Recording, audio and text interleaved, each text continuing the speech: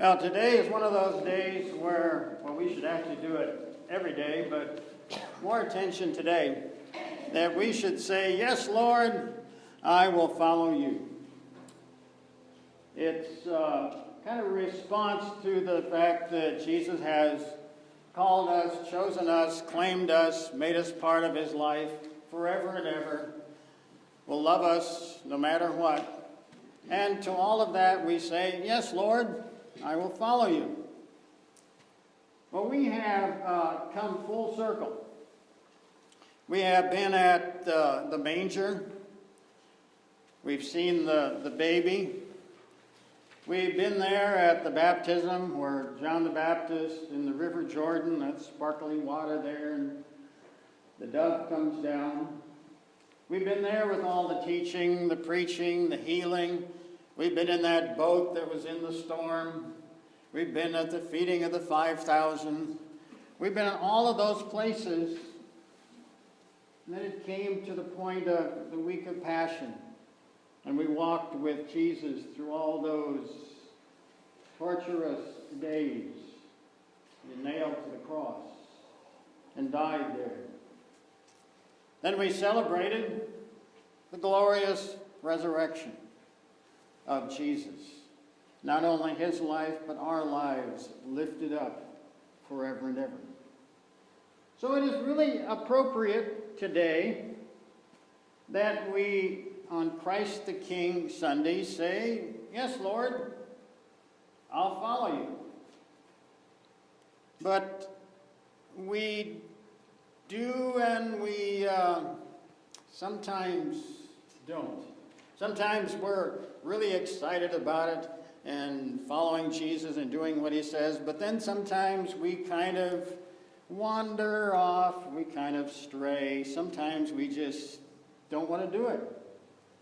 We accept Jesus as our Lord, then we turn around and deny Jesus.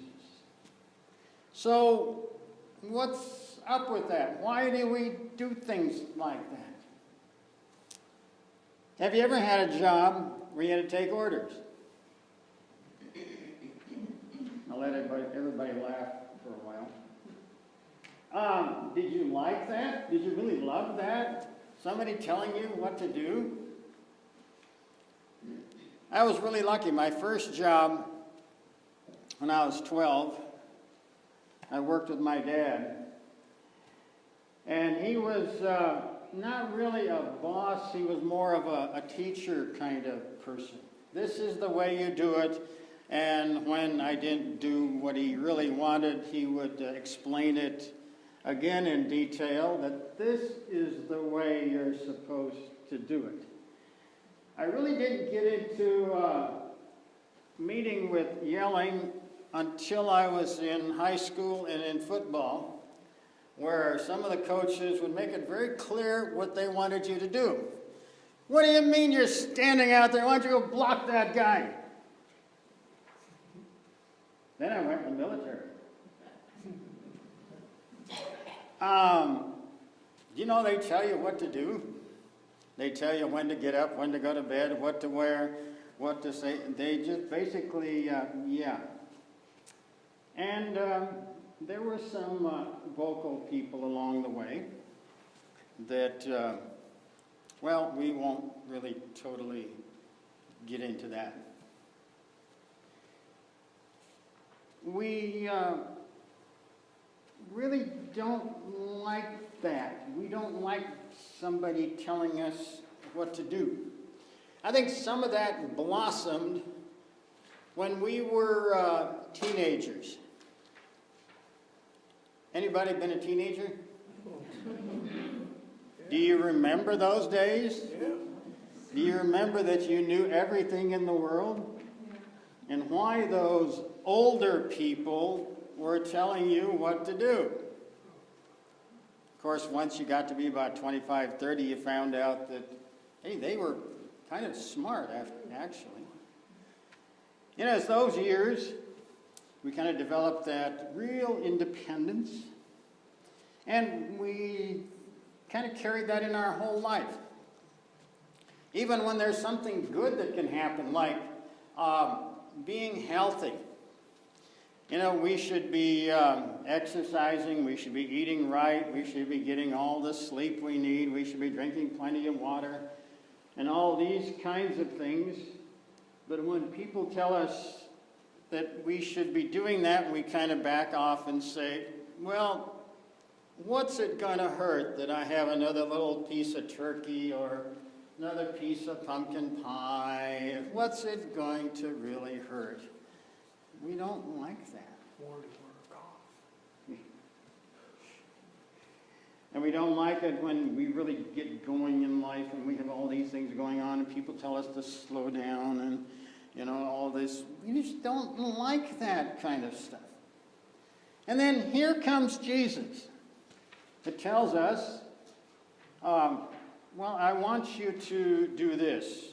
Love your neighbor, love God, love yourself, go feed my sheep, go make disciples, go love one another as I have loved you. All those things on God's or Jesus' to-do list. And we kind of, yes, Jesus, I can do most of that, but there's that particular neighbor that I don't know about that completely, or something going on. But you know, there are people in this world that have, well, particular talents that actually have people help them, tell them what to do, coach them. I saw a documentary on an opera singer. It was one of the elite. And it was amazing, the coach, the trainer that she had put her through these lessons and exercises and all this. And basically, why? So that she could be better. So that she could be using her talents to the very best of her ability. And now we're deep into the football season. We're into basketball, men and women's basketball and volleyball, and all of these things. Every one of those teams has a coach, has trainers, has people that say, this is the way you will do it. Why? So that they can be at the very, very best of their ability. And they listen. So we have the very best coach in the world. And his name happens to be Jesus. This is the one that helped create the world. That came to this world for us. That died for us. That rose for us. And has promised to be with us forever and ever. I'm sure Jesus has in mind for every one of us to push us to the very best that we can be. Following Jesus might be a little bumpy, but Jesus will always be there. It seems like we always seem to think that we know what would be best for us. And really don't want to do anything else. But here comes Jesus that says, come with me. I've chosen you. I've claimed you. Now follow along with me. And I will take you on adventures that you never even dreamed of. And your life will be filled with love and with peace. Will we be something like a puppet? No. Because all of us have individual talents and abilities. We'll have decisions to figure out how we can best use those to carry out what Jesus wants us to do and to be. So on Christ the King Sunday, we say, yes, Jesus, I will follow along. I will listen to you. And what Jesus is telling us is to go out there and tell the world, tell the community about the love that I have for everyone. That is really our marching orders. Amen. Amen.